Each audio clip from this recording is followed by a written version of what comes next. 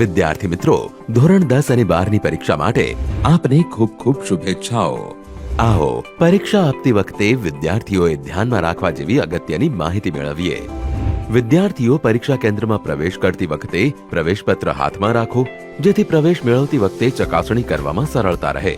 પરીક્ષા સ્થળ ઉપર બિનજરૂરી સામાન કે સ્કૂલ બેગ લાવવાની નથી।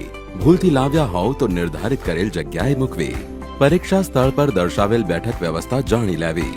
પરીક્ષા સ્થળ ઉપર મોબાઈલ કે કોઈ ઇલેક્ટ્રોનિક ગેજેટ લઈ જવું પ્રતિબંધિત છે। તેમ છતાં આપની પાસે ભૂલથી મોબાઈલ કે ઇલેક્ટ્રોનિક ગેજેટ રહી ગયેલ હોય તો કેન્દ્ર પરના સ્ટાફ પાસે પરીક્ષા ખંડમાં પ્રવેશતા પહેલા જમા કરાવો।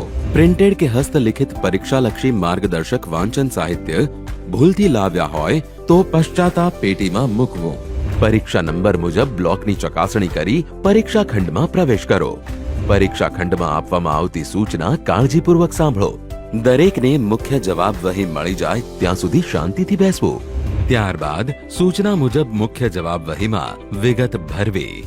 જેમ કે પ્રવેશ પત્રમાં જે કેન્દ્ર નંબર આપેલો હોય એ કેન્દ્ર નંબર લખવો અને પ્રવેશ પત્રમાં જે બેઠક નંબર છે એ બેઠક નંબર મુખ્ય જવાબ વહી અને પુરવણીમાં લખવો તથા બેઠક નંબર શબ્દોમાં પણ લખવો।